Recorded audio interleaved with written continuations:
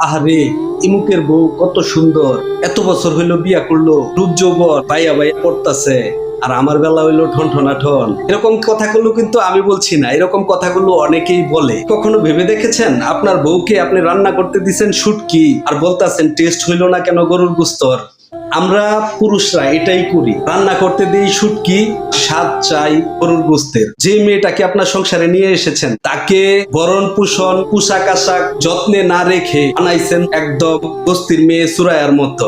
চাইতাছেন যে princess Diana হয়ে যাবে?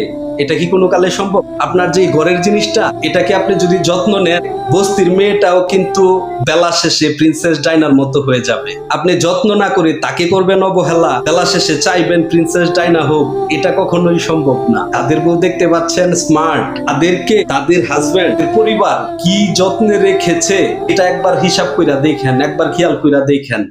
কথায় আছে না, একটা বউ পালা আর হাতি পালা সমান কথা। হাতিকে হাতির খাবার যদি না দেন, এরকম মোটা সোটা তাগড়া থাকবে না। হাতি বেলা শেষে শুকায়া চামচিকা হয়ে যাবে। স্ত্রীকে সুন্দরভাবে সুশ্রীলভাবে মডার্ন ভাবে চলার জন্য, স্মার্টলি চলার জন্য সকল আর্থিক সহায়তা, কসমেটিক্স, খাবার দাবার, টেনশন মুক্ত রাখা, ঘুমের বেলায় ঘুমানো, সকল কিছু যদি সঠিকভাবে দেন, তো বেলা শেষে দেখবেন আপনার স্ত্রী প্রিন্সেস ডায়নার চাইতেও অনেক বেশি সুন্দর হয়ে যাবে।